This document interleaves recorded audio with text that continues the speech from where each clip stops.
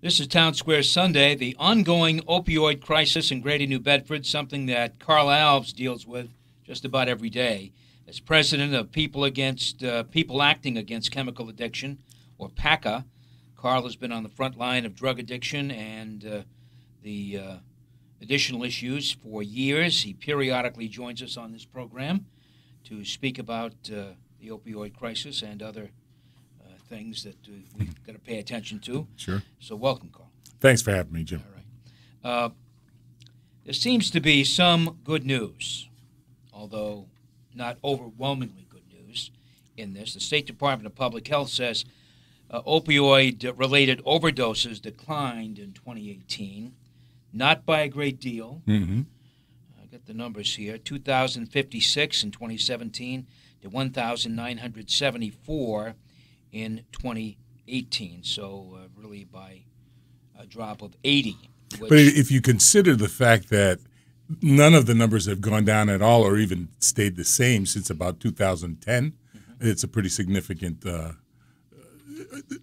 advance in terms of some positive feedback. Certainly we can't hang our hat on it. One is too many. Yeah. But I think some of the work that we're doing is beginning to take hold. So you take something positive away from it. You have to in this business because, unfortunately, it's so devastating. It just seems, though, at the beginning of 2019, we seem to see here on the South Coast a rash of overdoses and deaths that belie this decrease. It seems. Now, whether that'll continue for the whole year, no one can say. But clearly, the beginning of this year was deadly, Carl. Very deadly, and there was a spike in fatal overdoses in January, and unfortunately, I think it was a direct result to no proof, but direct result to a couple of specific drug dealers, because it appears that there was an immediate drop off after the most recent apprehensions. They arrested some folks. New Bedford has really been doing a great job in terms of apprehending folks. I'm just looking at the arrest list before you arrived here, and there were 5 drug arrests that happened between 10 minutes of 2 in the afternoon and like 8:15 at night, and they all happened, I'm sorry to say, in the near North End, and they were not all Class A, not all heroin, right, but a Class A and Class B, and possession. And we've got some people in here who are preying on other people by selling, which is devastating, deadly material. I mean, and people are dying as a result of it. Yes. And hopefully, the folks that are doing this kind of activity will be held accountable for that. I think one of the challenges, and I've been doing this work for a little bit, not quite as long as you've been doing yours, but for a little while, I got into the business in about early 90s, 91, 92, and I've often seen trends of rises in heroin use and then dips in that and then rises in cocaine. I think we're in actually a cocaine rise, but unfortunately, the folks that are distributing heroin and cocaine, it's mostly fentanyl now, the small amount of fentanyl that's needed to create an overdose situation is so minuscule. Right. These folks that are mixing these drugs illegally are not in pharmaceutical grade laboratories.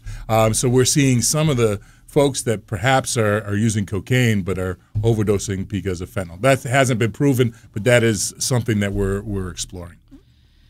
So what can we do better to help? What can the state do better? What can the community do better? We need more people. We need more people involved, to help.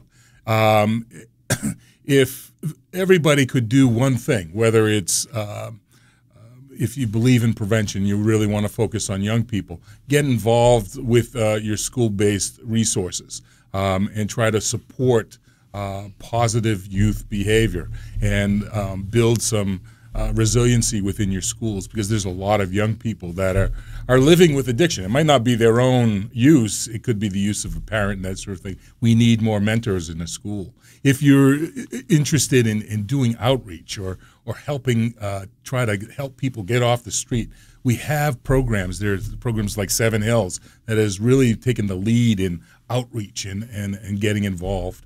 Recently, we had a point-in-time count around homelessness. And we know that a lot of the homelessness that we see in New Bedford is a direct relation to the opioid crisis.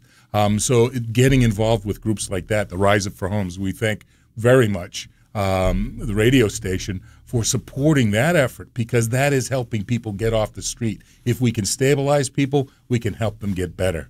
There are a lot of great treatment organizations, and there are recovery organizations like mine at PACA. And, you know, if we're going to reverse this trend, we've got to keep people in recovery longer. And so creating alternatives, supports in a community that is stigma-free, that all can help. So really it's about finding something that you can do and do it. Mm-hmm. And really it's there's so much to be done, but there has been some steps that have been taken or perhaps will be taken in the future. The big controversy in the state now seems to revolve around creation of safe injection sites. A committee is going to recommend a pilot program to state lawmakers. Now, Governor Baker has said he doesn't support it. Sure. Do you think this is a useful endeavor, safe injection sites, pilot programs? I think that everything needs, I mean, we're in the midst of a crisis, so I think we need to explore all options. I think part of the challenge is it is an uphill battle.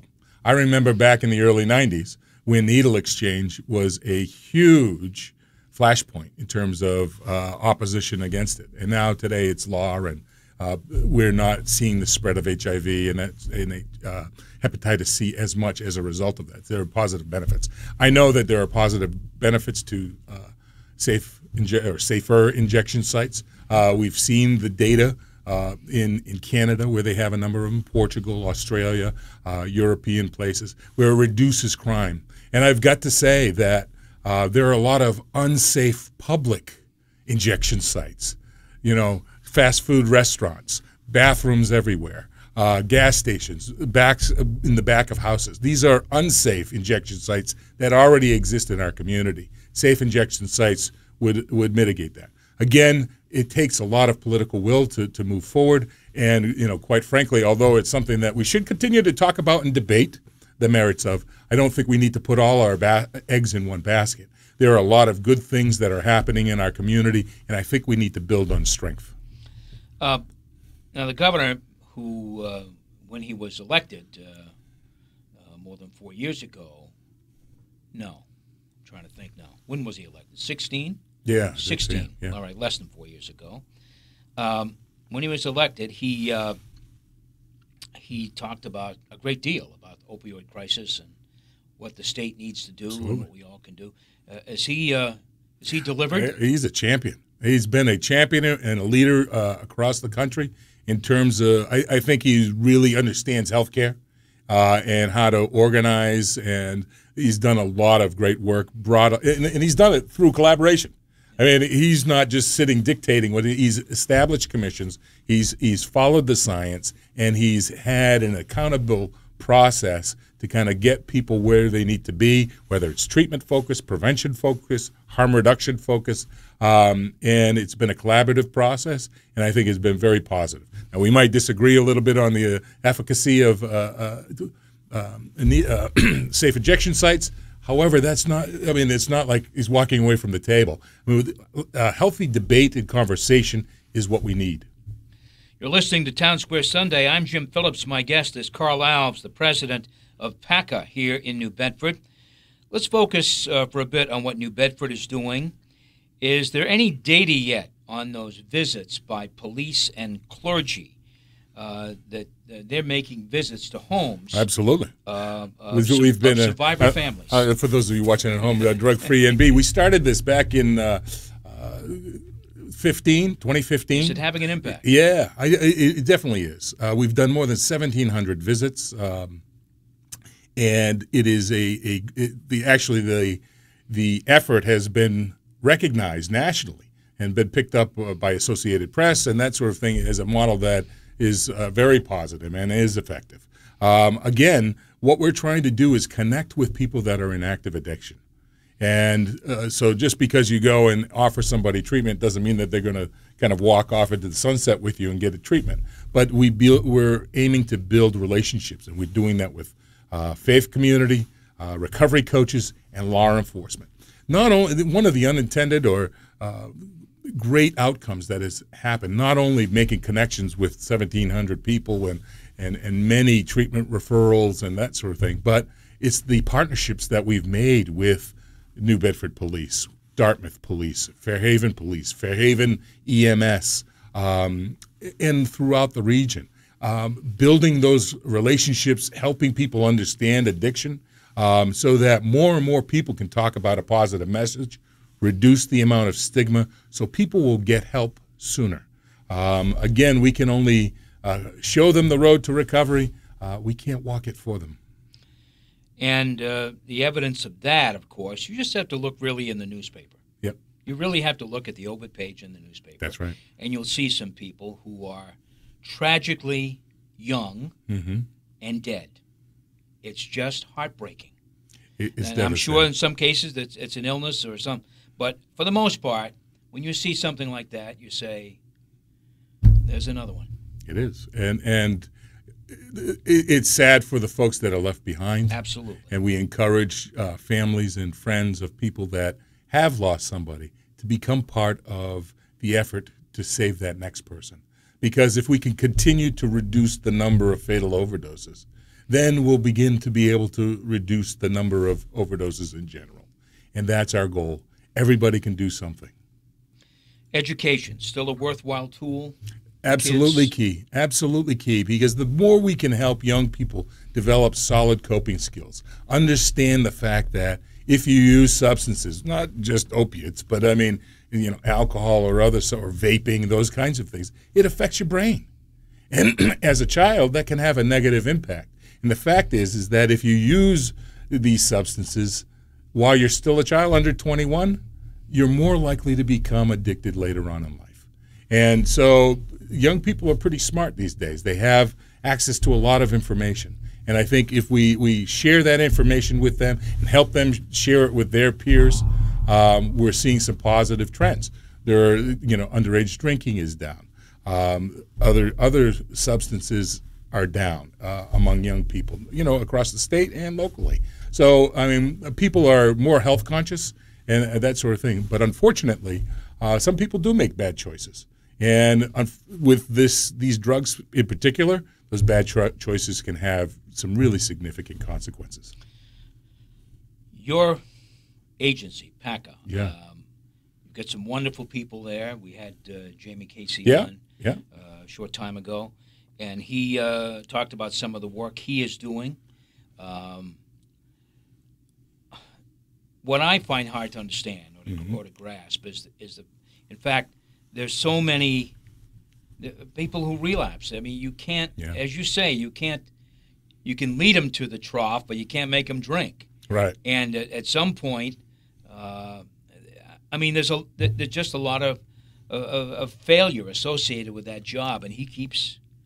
Well, because because success, recovery, is so beautiful, and we often don't hear a whole lot about the folks that recover, but they're everywhere. They're in this station, and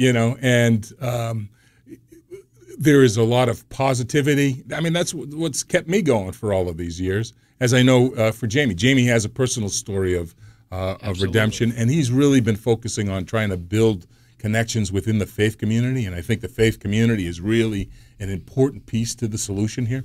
But it is frustrating. We have to keep it up front. One of the first things that I learned, a very wise man, Donald Southworth, who passed, was one of my mentors early on, and he said, you can't take blame and you can't take credit when somebody, either recovers or doesn't. And that is so true. But what we can do is be non-judgmental and welcome people when they're prepared to take that next step, and continue to, when we ignore or stigmatize people, that's what keeps people away from trying to improve their lives. It's very difficult. I struggle with food, You know, I mean, that's very difficult. I mean, sugar is probably the most addictive out of all substances in our United States. But I mean, the fact is that, I mean, it's not failure unless you stop trying. Yeah. Good point. So, somebody using opioids or other substances, you know about it in your family, what should they do? Where can they go? Ask for help. Now, the thing is, you could certainly contact us at PACA. It's paaca.org via the email or give us a call. But there are a lot of resources. Maybe you're close to somebody in church, or perhaps you have a school counselor, you know, if you're a child that you can talk to, or a parent that is questioning. There are a lot of resources. I'm very excited in the coming months. The city of New Bedford is going to be hosting a summit, and so there's going to be even more attention to this to talk a little bit about it. But the number one thing is talk to somebody that you trust. Don't hold it inside. Don't think that it's not that bad. Ask for help. That's the number one thing. If people could do more of sooner, we'd have better outcomes. My guest has been Carl Alves of PACA. Carl, thanks for coming in. Sure, my pleasure. And thank you for the work your agency does, really on the front lines every day, every single day. Very important. Thank you for helping us get our story out. Townsquare Sunday continues on this Sunday in just a moment.